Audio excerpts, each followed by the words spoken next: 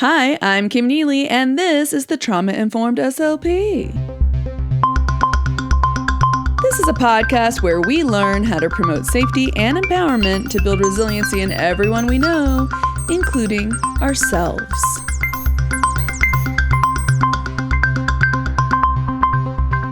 Hey, so this is my response to the Telepathy Tapes. Hey-o. Let me start this off with a little disclaimer, though. Let me tell you what I'm not going to do in this particular episode. I am not going to yuck anyone's yum when it comes to believing in supernatural things, paranormal things. I myself have my own curiosities about those things. I think if this were another, listen, there are a lot of supernatural type podcasts out there. And if this were another one of them that was just exploring, potential telepathic connections between family members or close friends, I would be fine with that. Honestly. No question with, that's fine. Be curious about that. That's great. We've all had those weird moments of I haven't seen or heard about this person in forever, but I have this little sense that this one close friend of mine, something's going on, so I want to check in with them, right? We all have those little moments. And it is kind of a mysterious thing that happens, right? And so I would be fine with it if that's what this was exploring. This is not what this podcast is exploring, however. This podcast is exploring telepathic powers in a very specific subset of humanity that is highly vulnerable and highly stigmatized already, and that is non-speaking autistics. They're not talking about potential signs of telepathy throughout humanity. If they were, I would not be making this episode, okay? But because they are talking about non-speaking autistics specifically, that put off a big red flag in my head from a trauma-informed perspective that I feel has to be addressed.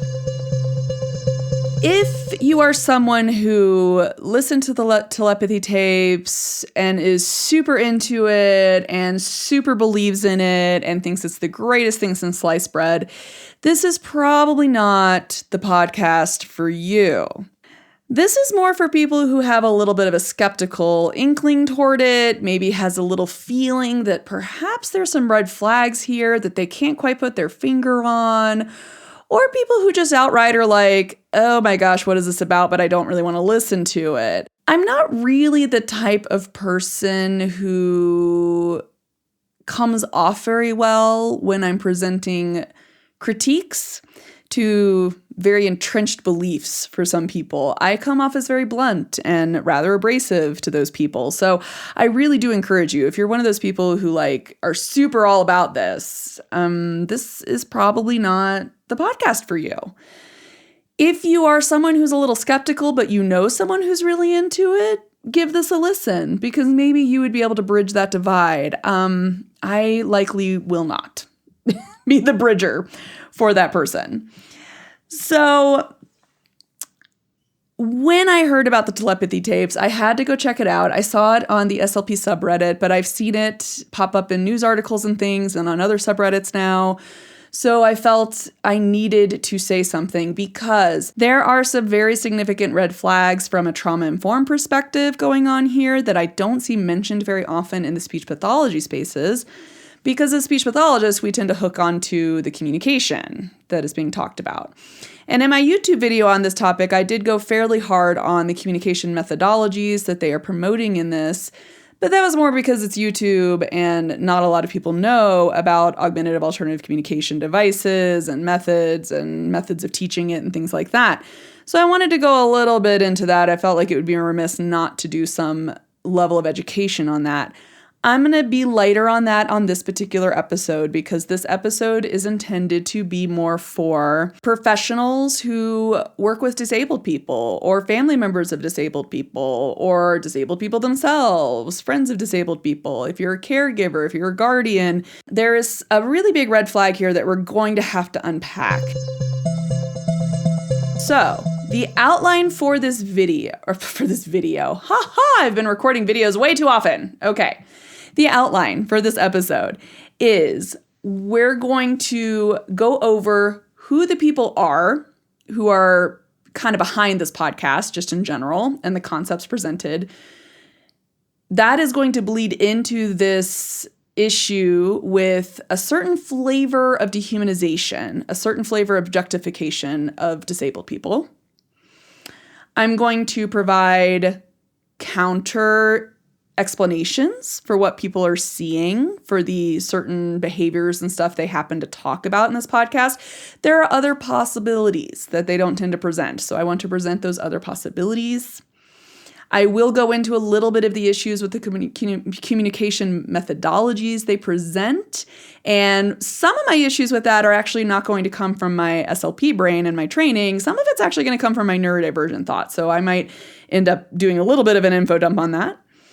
And at the end, I'm also going to conclude it with thinking about playing devil's advocate and what does it actually functionally change? If their claims are true, what does it actually change in the world? Because I want to make some counterpoints to the claims they think, like they have certain ideas of how this is going to change the world. And I have some counterpoints to that as well. So that will be the end there.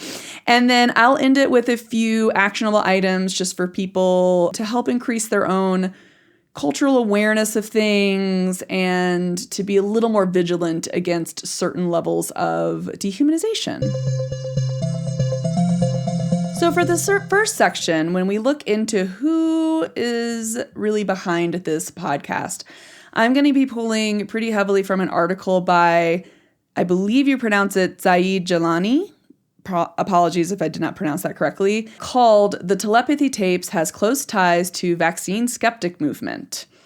This was published in the American Saga in December, and I will have links to all the citations that I mentioned, of course, in this show notes. But this is one of those things, when you feel sort of skeptical about things, it is usually good to look into who are these people who are promoting this particular viewpoint. Now, this particular author opens up this article by mentioning they did produce a previous article, which I might go ahead and link below because that article really goes into facilitated communication and these newer flavors of it that are starting to crop up that, is highly discredited, or at least the original one was highly discredited, not due to poor training, but mainly due to court cases that resulted in courts requiring evidence that the messages put out by the non-speakers were actually their independent communication, and it was never proven to be true. So to be clear, facilitated communication, the original one back in the 90s, was discredited because courts required solid evidence, and that solid evidence was never found. And that is also why people in my field and other people out there, we are very cautious about thinking it's okay to provide physical supports either by holding the non-speaker's hand or, as the new flavors kind of are, by holding their devices. Basically, if you're providing any level of physical cueing or physical support, or you feel like you have to have physical contact with someone for them to be able to communicate, it brings things into question because there can be idiomotor effects and all of that sort of stuff that goes into it.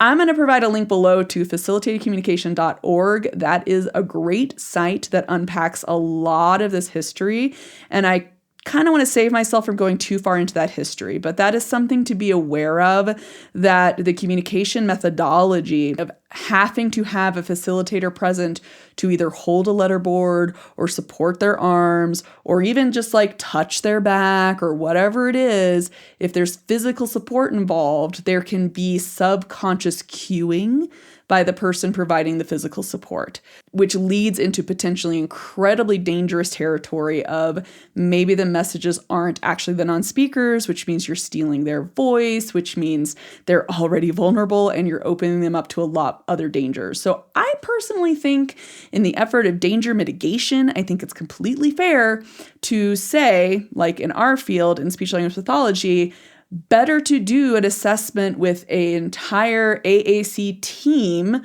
that allows for independent access to the AAC device. But on this particular article, the title pretty much gives it away right there, right? The Telepathy Tapes has close ties to the vaccine skeptic movement. And you might wonder, why would that be? So it's not the host of the podcast, which is Kai Dickens, I believe, is how you would say her name.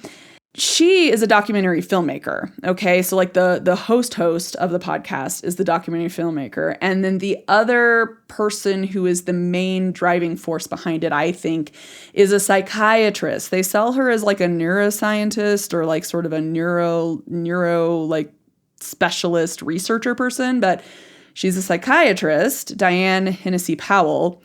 And Dr. Powell is the one who has the ties to the anti-vaccine movement. So in this article, the author quotes Dr. Powell at a 2017 rally in Washington, D.C. against vaccinations and the vaccine schedules, where she said, quote, "We live in a schizophrenic society with lots of cognitive dissonance. When you have doctors doing things and they are doing harm, they cannot face it. So I go to these medical meetings, and these are medical meetings where I'm getting continuing education. And there are doctors saying that vaccines are oftentimes the final straw that tips a kid over the edge. And yet they all say this, quietly." So Jelani also interviewed Powell about the telepathy tapes and said that, she came across as seeming very humble and mentioned that there are flaws in the, in the experiments they did and things like that for their first article. So then they wanted to follow up with her about this whole vaccines thing when they found this. And apparently Dr. Powell, this is her current stance on vaccines. She said, "The majority of people diagnosed as autistic do not have vaccines as the cause." All right, that's cool. That's progress, I guess.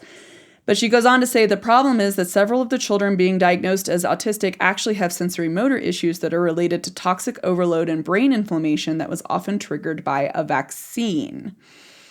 And apparently she also sent an article talking about a doctor who suspected vaccines can cause autism in some cases.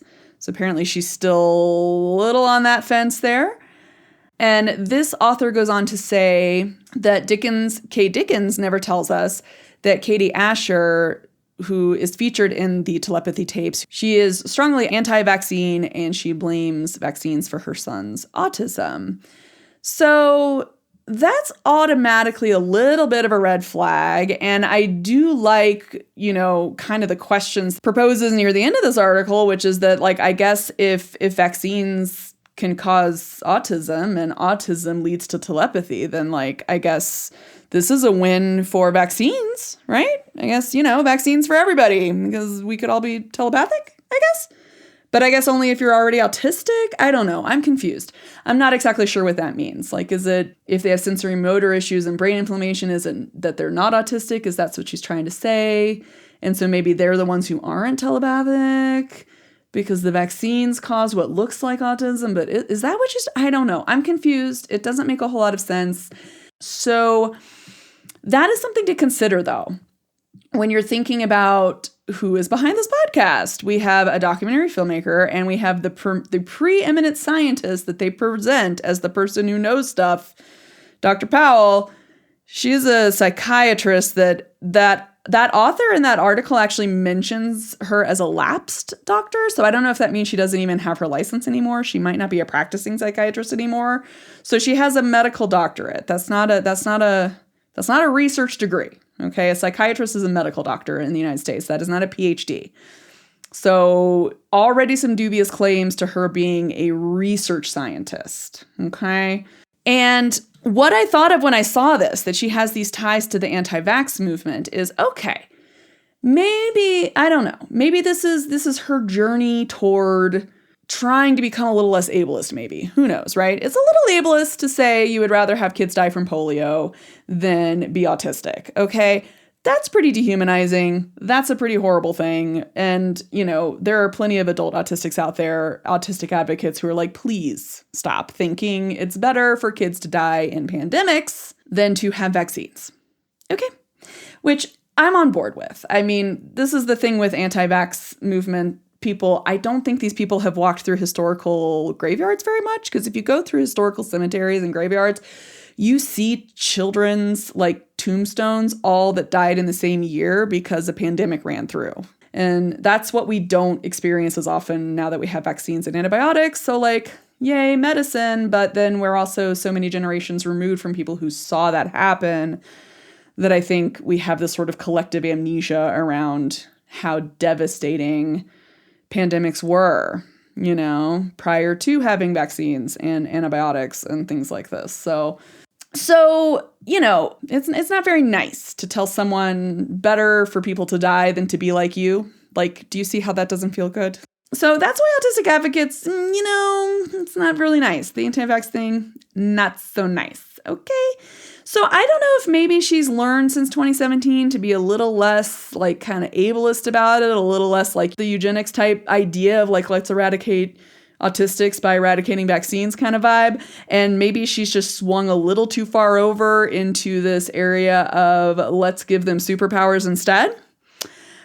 But what she might not be aware of is that providing superpowers to vulnerable disabled communities is also not very good. That is still objectification and it is still dehumanizing. So I'm going to get into that in this next little section. Okay, what do I mean by this dehumanization piece?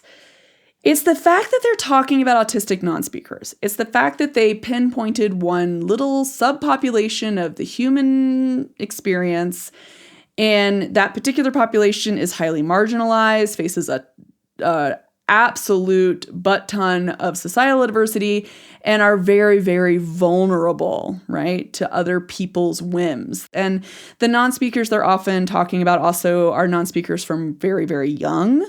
And they are not talking about autistics with selective mutism where they're sometimes non-speakers. They don't really talk about those guys. And so they're not even talking about non-speakers in general. They're not talking about non-speakers who are non-speaking because of their cerebral palsy, right? They're not talking about non-speakers who are non-speaking because of a genetic syndrome.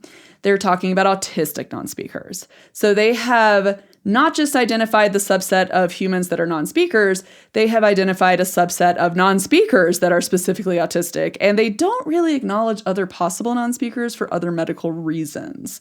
So that threw up my little trauma-informed red flags when it came to systemic dehumanization of particularly disabled people or people with disabilities, depending on who you're talking to and what they prefer. But the disabled community in particular talk a lot about this idea of being given some sort of, superpower or being inspirational, okay? It's essentially kind of a form of inspiration porn, all right?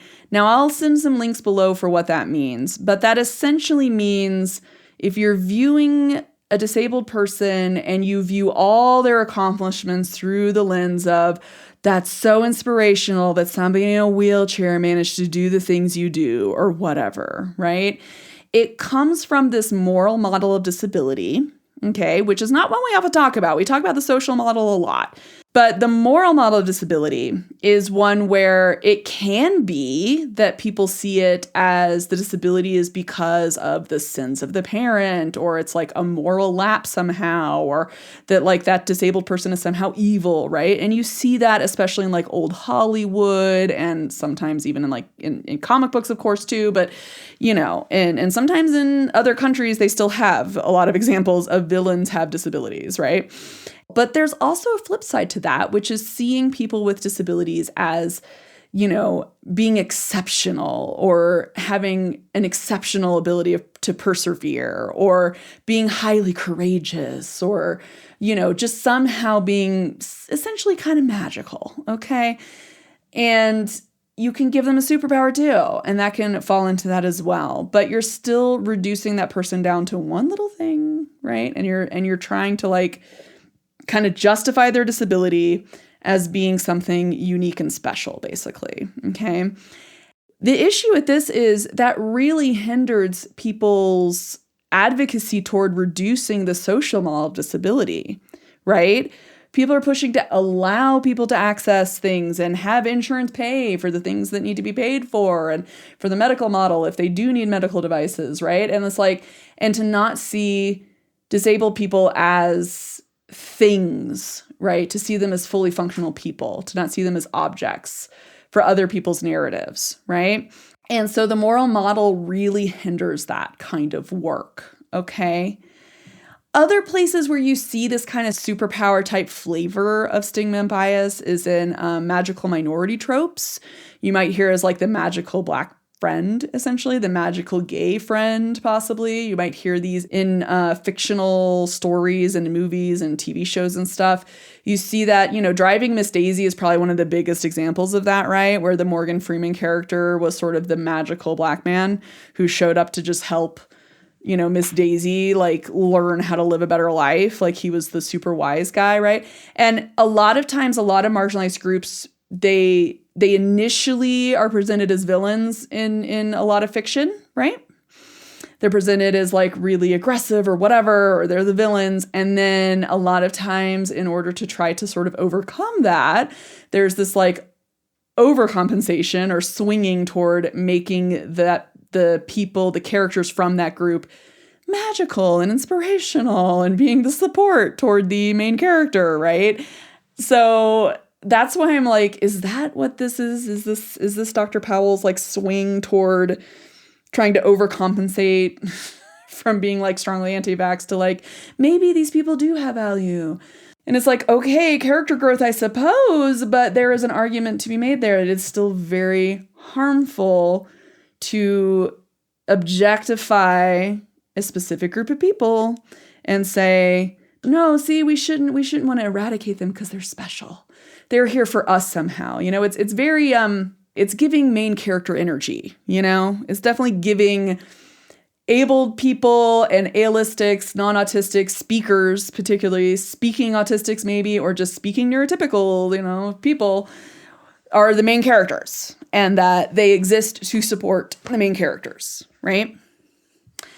And what this really comes down to is when you start thinking about people in those sort of categories, well, now you have these non-speakers who feel like if they can never really be separated from their caregiver, right? If they're always beholden to that caregiver who sees them as inspirational or as superpowered or somehow magical, now they're not really allowed to be fully human in that person's eyes, right?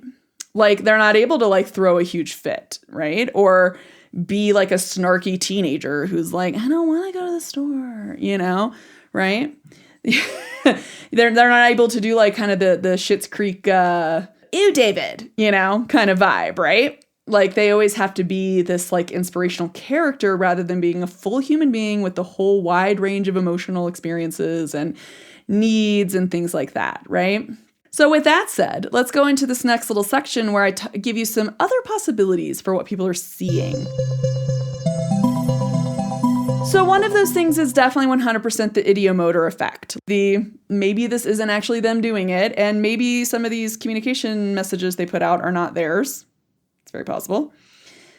But they also do examples. There was one example I read in the transcripts where they talked about a kid who's like the mom thought about where she hid the Halloween candy, and the kid like got up and went straight to that Halloween candy, just right as the mom had thought about it.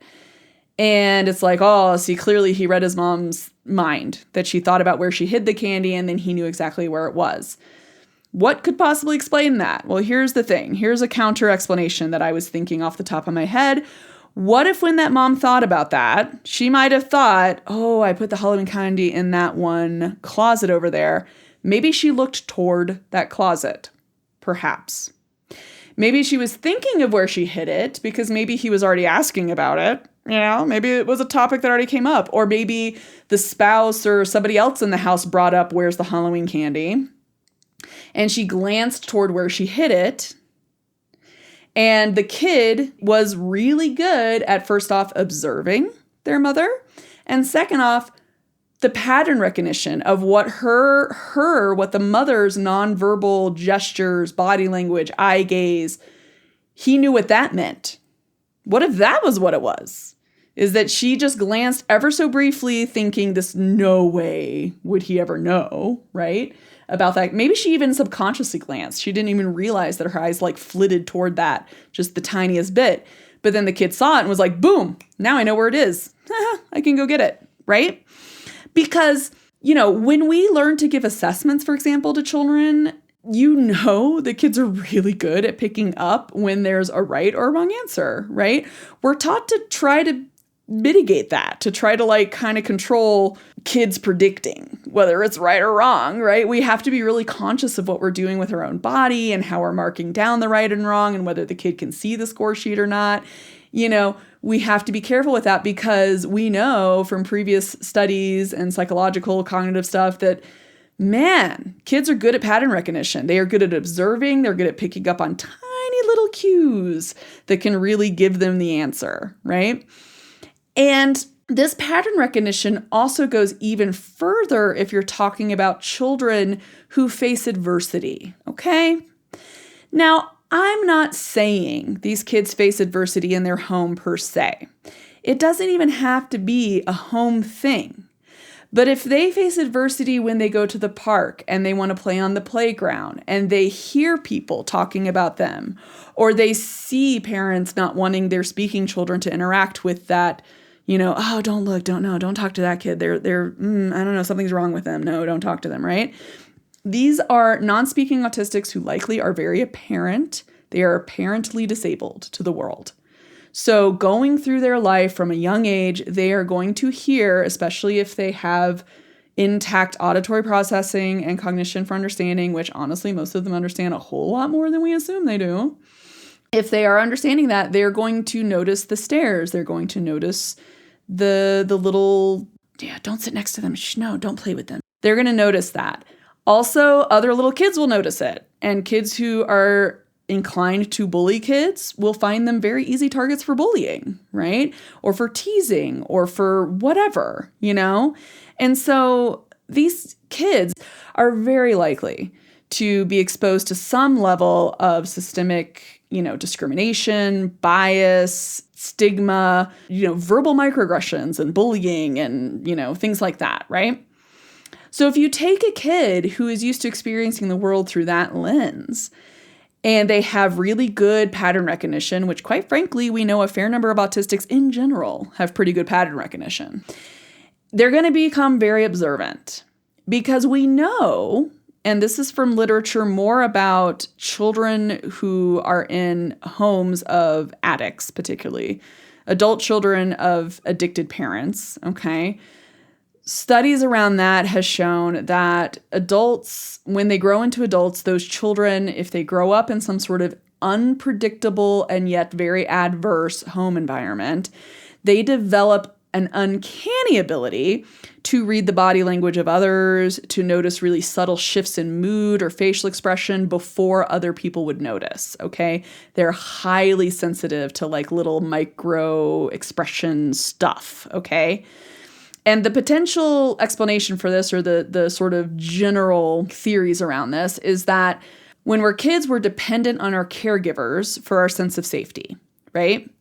And if we have a caregiver who is unpredictable, like people who are addicted to substances tend to be, then that sense of safety is highly disrupted, right?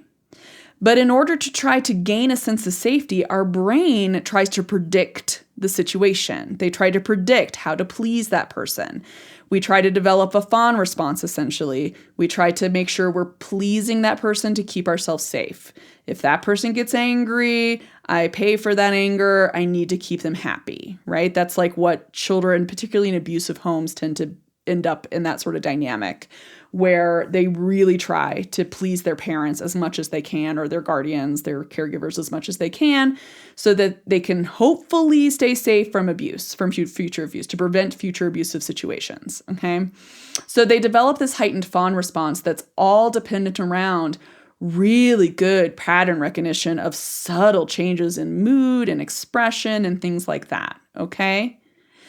And so, like I said, I'm not saying these non-speakers might have experienced adversity in the home per se, but you cannot tell me that somebody with an apparent disability, meaning it's overt, meaning it's obvious, it's visible, if you will, although I don't like visible because there are auditory tells that people have disabilities and other ways of noticing.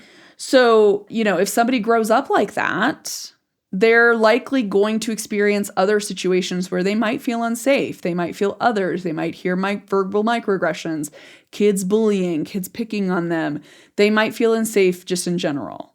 So those kids are very likely to develop pretty darn good pattern recognition, I would say, and perhaps a fairly strong fawn response in the effort to keep other people happy with them so that they're not in danger of potential aggression, microaggressions, perhaps physical, as they call it in school, sometimes very strong physical redirection, for example, where a staff member just, takes their hand and like just kind of drags them across the room, which I don't think that's a very nice thing, but that happens a lot to these kids. So I would argue that, yeah, their brains probably do try to start to figure out how to prevent those sort of situations from happening as much as they possibly can, right?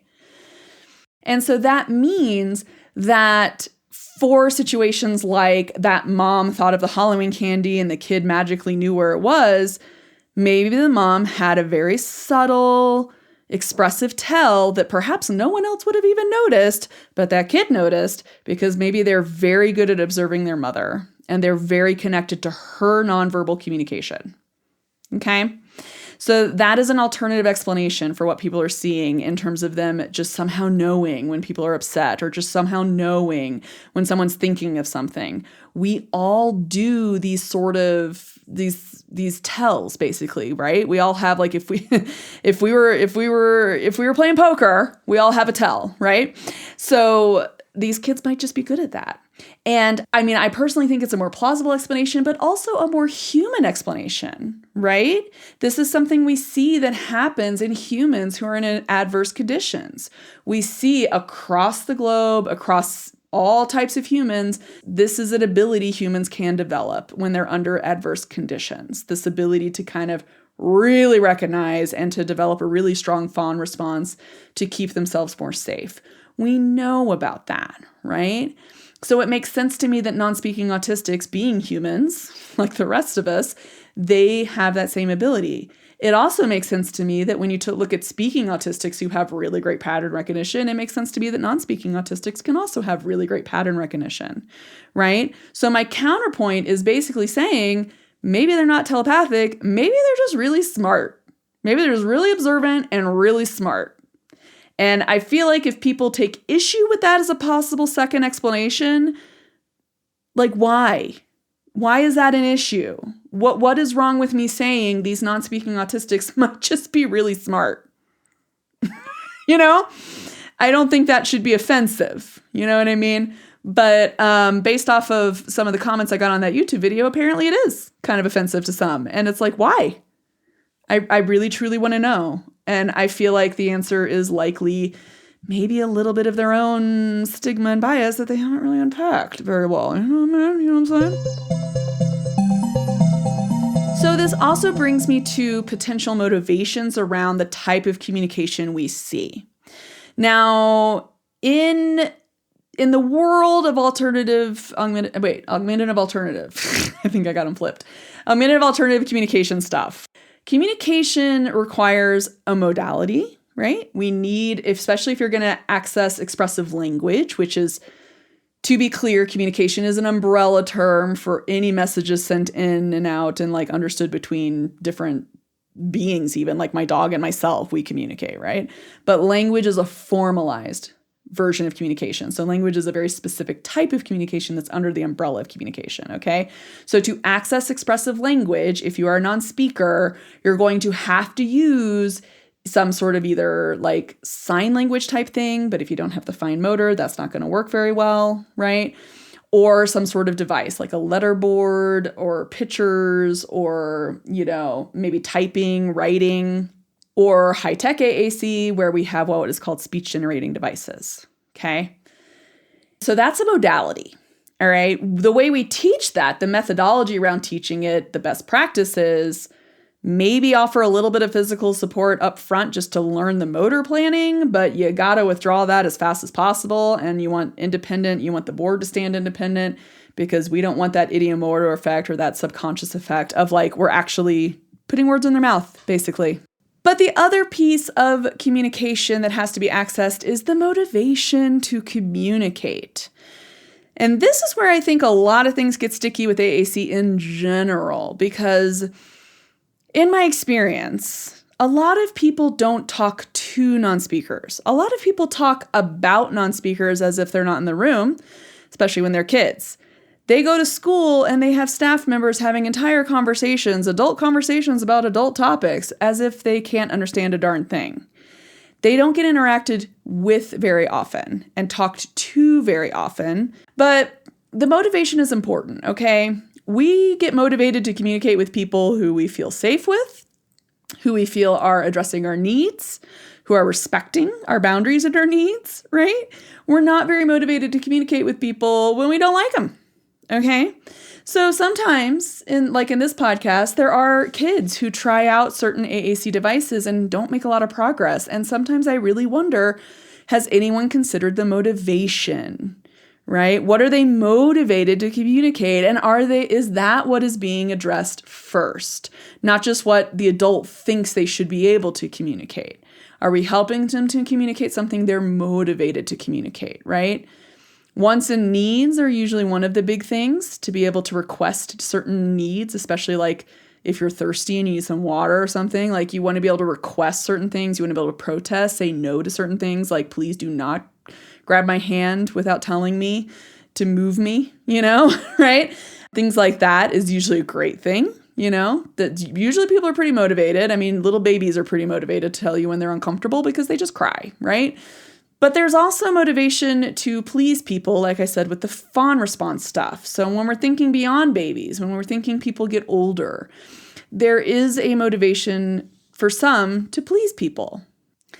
Now, talking about this motivation and pleasing people is the first thing I want to bring up as a possible explanation for the type of messages that are purported to come from these non-speakers. Okay, so this is kind of getting at that section where now I'm kind of getting into playing devil's advocate a little bit and offering alternative explanations, presuming that what they tell me is true. Okay, so I am going to assume that these statements that they present, particularly in episode 10, are actually from the non-speakers that were independently produced by communication modalities that have been vetted, and they've been, let's just say that it's 100% independent, and that the adult is not producing this at all. There's no way this is a ideomotor effect. This is 100% from the non-speaker, okay? So one of these quotes I'm going to read off from one of the episode 10 transcripts it's one of a few quotes that have similar vibes, I'll put it that way. And I want to talk about it from that trauma-informed perspective of motivation behind it. If we presume this is an independently produced statement, let's presume that, and let's talk about other possibilities as to why this is what's being said. Once again, I'm reading this off from a transcript. I will link below where I got this transcript from. I believe it was an AI-generated transcript, so it might not be 100% accurate, but this is purportedly how a non-speaker named Anthony introduced himself with his former teacher, Marianne, is reading the words off. Okay, so Marianne is reading Anthony's words. That's what's happening right here, okay? And here's the quote. I am a futuristic human being. I came into this world with my eyes wide open. I'm a pure, transparent soul here to help humanity evolve. I remember what most people have forgotten, and I am in tune with vibrational frequencies that can match specific frequencies to access and to transfer thought forms into words. This ability also allows me to communicate interdimensionally. Aspects of my personality actually travel through space to dimensions most can only visit in their minds. They are as natural to me as your typical human stay is to you. I help people know who they are and prepare them for shifting their desires from the material to the ethereal world where all creative ideas are birthed. And in the transcript, it goes on to say basically what he meant by futuristic human was that he has abilities that humanity will evolve into. So apparently humanity is moving into this new form of telepathic communication, and it's a necessary evolutionary step. Which, listen, as a fan of X-Men, this is sounding very X-Men comic to me a little bit. This whole the whole evolutionary thing, next step in evolution, X-Men. So let's just say Anthony produced this, okay? I mean, let's just go with the assumption, all right? Okay. There's obviously some red flags in this. I don't know Anthony's age, I'm going to be honest. I'm not sure how old he is, but these are some pretty big words, so I'm assuming adult, I would assume. This sounds like a very adult type of statement, but I guess, if he's a higher being, I guess it makes sense that his language would be advanced. I guess that's what we would That would be an assumption there, right? But what's another possibility as to why he is agreeing that he's telepathic and saying that he's this future human, next step in human evolution and all this stuff? I would argue some of that is motivation, right? This is his teacher reading off this quote. This is a person in his life who he sees all the time, who, maybe he wants to please her, right? Maybe there's a fawn response here. Maybe it's I said this once, and honestly, maybe some of them are joking. Very possible. Autistic people do have sense of humors, but then people took it as fact and were like, oh my gosh, this is so amazing. Like maybe it pleases their caregivers. Maybe it pleases their teachers. It pleases the people that are around them all the time. And they like that. They like that they get treated well. They get attention. They get positive attention from these adults who are pleased by this type of stuff, right? And that can't really be discredited. You can't necessarily discount the possibility of there being a motivational piece here. Because I honestly think a lot of times when I see kids who do not use their devices very much, it's with certain people, and it's usually because those people don't actually treat them very well. So it's like, that makes sense. They don't want to talk to you. You're kind of mean to them. They don't want to talk to you. I get that. That makes total sense. Hey-o, right? I don't always want to talk to people who are kind of mean to me. You know what I mean? But if you have someone who's really kind to you and really sweet and really lovely, and you find a way of talking to them that really pleases them, that's so validating, isn't it? It feels so good, right? To like really be pleasing someone who you really care about. And by default to then be getting a lot of attention from that person. You know what I mean? That's sort of the devil's advocate of if these are independent, it doesn't necessarily still make these statements 100% true if you're not talking to these people outside of having these very common caregivers, common facilitators, common communication partners around, right? And the other part of my brain, the little neurodivergent, the little AUDHD part of my brain is very confused, honestly, by these statements because, I guess they're only presenting the communication that is like pertinent to their argument here in this episode. But I don't know where the info dumps are. You know what I mean? Like, I'm on Tumblr. Listen, I've been on Tumblr for like 13 some odd years, and I'm pretty deep in fandoms and stuff. And there are some non-speaking blogs. There are some non-speakers on Tumblr. And I 100% buy that that's a non-speaker communicating independently. And you know why? Because they info dump. Okay? They go deep into the fandom lore, right? They know all the stuff about that fandom, and they info dump about other interests, right? They connect the like fandom interest with other hyperfixations. And like, that's a very natural part of autistic and just neurodivergent in general, probably, but especially autistic ADHD type communication is info dumps. Okay. It's a very big part of how we talk to each other. All right. And even like there have even been studies that have shown we talk to each other differently than neurotypicals talk. Okay. You match up the neurotypes and we understand each other pretty dang well. And so, my argument with that is if you're really truly humanizing these non-speakers, they probably operate fairly similar to other neurodivergents in the sense of how they communicate and like, where are the info dumps? That statement was a long statement, but that was not an info dump. Okay. That was not an info dump about being a higher order human being. Okay. Like there should have been way more detail. It should have given more of the vibe of like, if anyone out there ever actually read A Song of Ice and Fire, the book series that A Game of Thrones is based off of, if you read George R.R. Martin's, work, the dude goes so far into detail on like the clothing people wear and the type of food that's on the table. And we're not talking Charles Dickens. He's paid by the word. So like he clearly is into those details and he just, he info dumps on them. Okay. Like there's pages and pages of it. And that should have been the vibe. There should have been more info dumpy details about being multi-dimensional and interdimensionally wired and like, there should have been more info dumps on what thoughts look like and like people who think in concepts versus pictures and people who think with words versus pictures or concepts. And like there should have just been way more, honestly. And maybe the teacher paraphrased it or something, but like, where's the info dump? And also total side note, I'm not saying George R.R. Martin is like autistic, but I'm also not saying that. Because like, yeah, I don't have a better explanation for why he puts in like 10 pages at a time on like the food that was at a particular feast, or the doublets people were wearing. He gives way more detail than is probably necessary. So yeah, but that's what info dumps be like. They be like, let me give you a lot more specifics than are necessary. You know what I mean? So like, either the teacher paraphrased this, or I'm not 100% sold that an autistic actually was telling me about their supernatural abilities, because I would expect a lot more info dumping about this. You know what I mean? Just saying. Neurodivergent perspective there. Oh, also, relative to that info dump idea, also, you have to realize info dumps don't take the organization of like a 5-point essay, you know? It's not like we organize them really well. It's like, that also makes me think of this, and then that makes me think of that, and then that connects to that because of this, and then, oh, and actually, you know what I was just thinking about?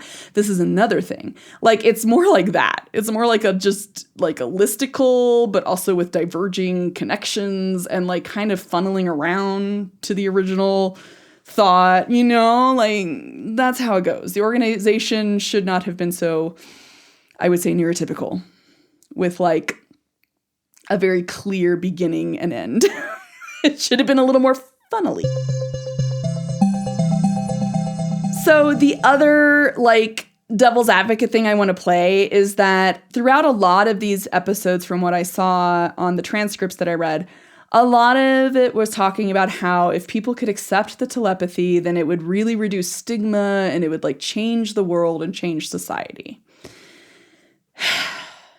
Now, as a little bit of a comic book geek, a little bit, like I'm not as hardcore as some, but as someone who followed a lot of the X-Men, especially being like preteen, teenage years prior to the movies happening, I was in the X-Men lore, okay?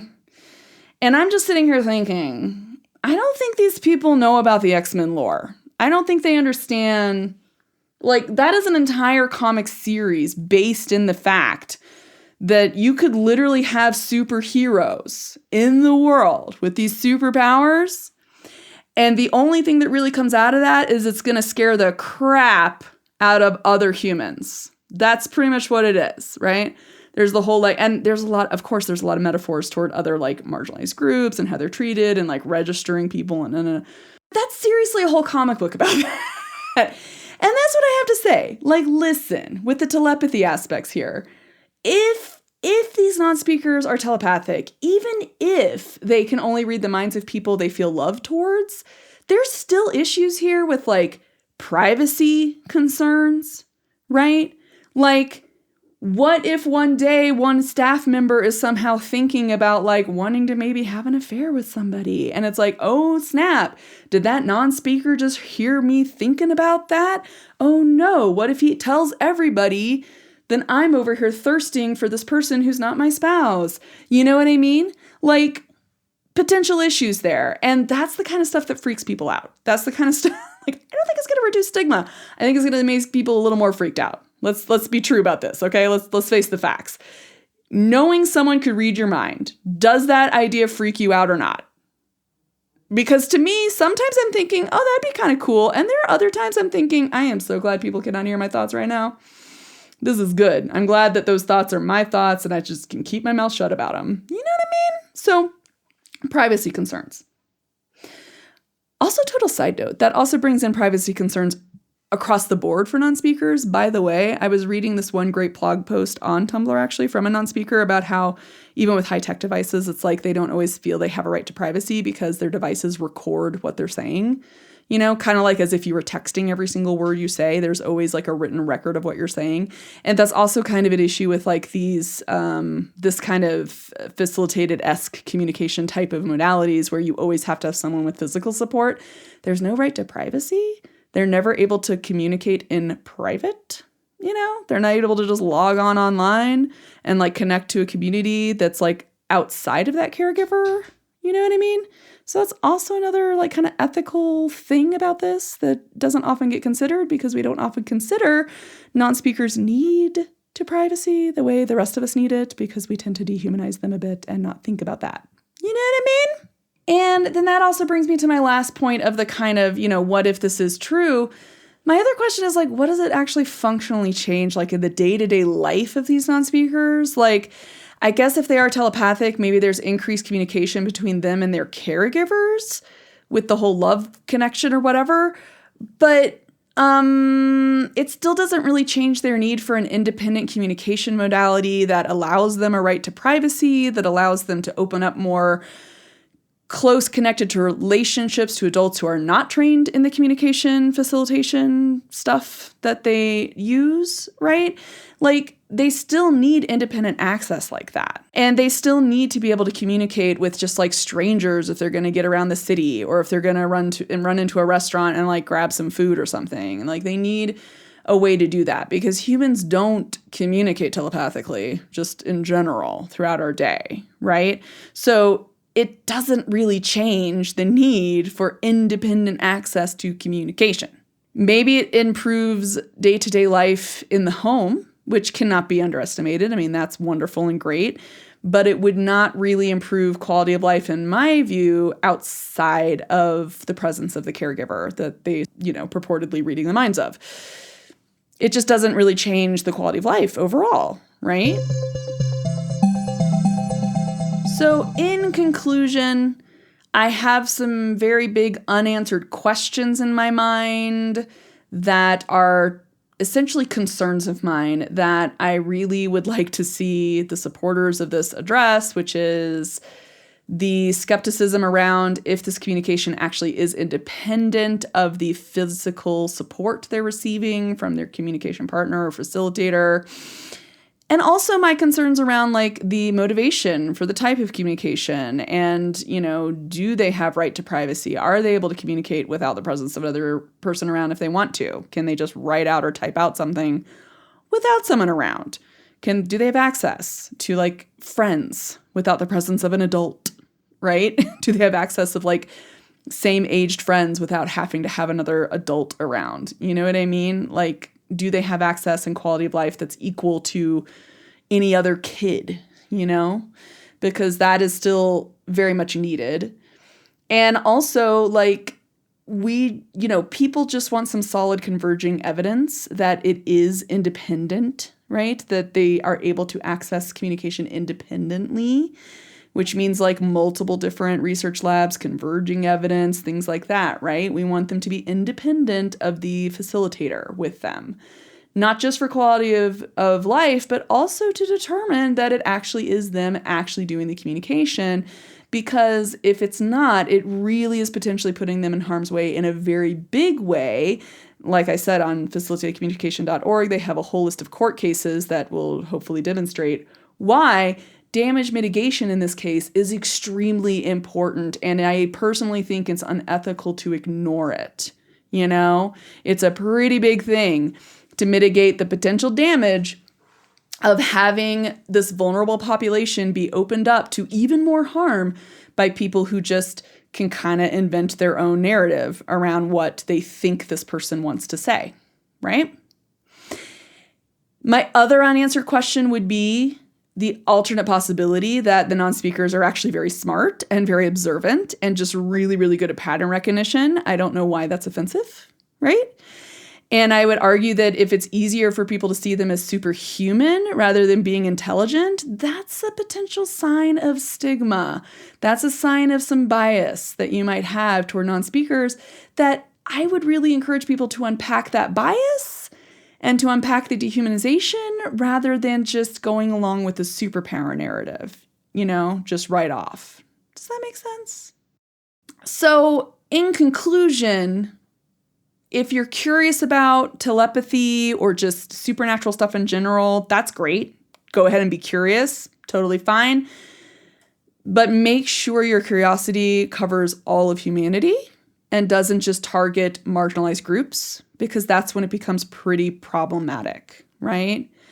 I understand that there's a certain level of hopelessness and powerlessness, especially in the face of societal adversity, discrimination, and dehumanization that can be very scary, and also be in the context of systems that grossly undersupport caregivers and just is really not set up very well at all.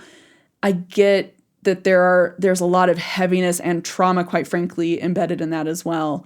But it is important to not try to alleviate that with some sort of like essentially inspiration porn where you are equally damaging the movement toward social equity and access and rights. You know what I mean? It's equally dehumanizing to say, but they're just so special. It's like, no, they need to just be seen as fully human, right? They should have the right to basically say, you know, in a ideally somewhat snarky voice, like, Mom, I don't want to go to the grocery store today, or that you, David, okay? Like, that's also humanizing. You know what I mean? I also want to encourage people to realize that non-speaking and autistic is not like a synonym, okay? Not all non-speakers are autistic. And I would argue that non-speaking autistics likely aren't like super crazy different cognitively from speaking autistics, right? There's probably a large spectrum and a large variety there, just like with speaking autistics. But my point is speaking ability really tells you nothing about a person's cognitive abilities, their abilities to think and to understand the world around them, right? So like we should be comfortable saying if there is an Einstein in the speaking world, we should be comfortable saying there's an Einstein in the non-speaking world, very likely. And similar, there, you know, if there's, you know, kind of like the Jason Mendoza character for Good Place, kind of that himbo. I don't know if you know the term himbo, but from online. A himbo is somebody who is pure of heart but dumb of ass. That is the given internet definition of himbo. Usually a guy, usually a male character who is pure of heart but dumb of ass. I think Chris Hemsworth, essentially like in the female Ghostbusters reboot, Chris Hemsworth kind of played a himbo, right? Like if you have those kind of people in existence in the speaking world, they also probably exist in the non-speaking world too. You know what I mean? If you have stand-up comics in the speaking world, you probably would have stand-up comics in the non-speaking world. You know what I mean?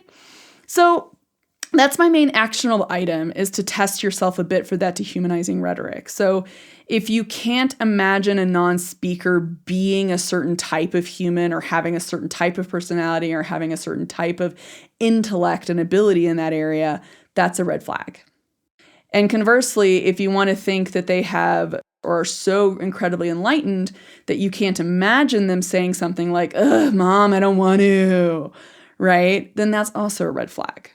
You know, fully human means the full context, having access to the full range of human emotion, the frustration, the annoyance, being annoyed with puberty, having crushes, like all of it, right? Having sexual desires also, which is something that most people don't even really think about. The more significant this ability, the less people think of them as actually having like sexual interest and sexual desire. So that's a whole nother thing, which there are some advocates out there now coming out about, which is great. But yeah, that's a whole different topic, I think, for a different day. But nonetheless, for all caregivers and professionals who work with any autistics, non-speaking or otherwise, really keeping an eye out for this kind of magical disability trope thing is important to acknowledge and to look at, because it is a potentially very damaging rhetoric that I think we all need to know about so we can increase our cultural awareness and the cultural humility around the disabled community, and also make us better allies and better able to help advocate for equity and inclusion in all spaces. Okay? All right. That was fairly heavy, but with all that said, I hope you guys have a great couple of weeks. I am actually working on finishing up my last burnout series, which is the neurodivergent burnout episode, where I bring up a bit of my own experience with it, and also ties into my next series that I'm still working on and that I hope to get going on, but the scripting is taking a while because it is on systemic oppression, which is a pretty heavy topic. So I will get going on that, but that will be the next bit. And this is essentially, this episode itself is kind of a bit of a preview toward that idea. But with all of that said, I really do hope you have a good couple of weeks or so. Hang in there. I know it's tough right now, but you take care of yourself, ground yourself, don't feel guilty for sometimes just needing to turn off the news and like just chilling and doing a little self-care, and like, you know, that's okay. It's important to regulate, process the emotions so that we hopefully don't burn out too much. And take care of yourselves, and I will catch you guys later next time.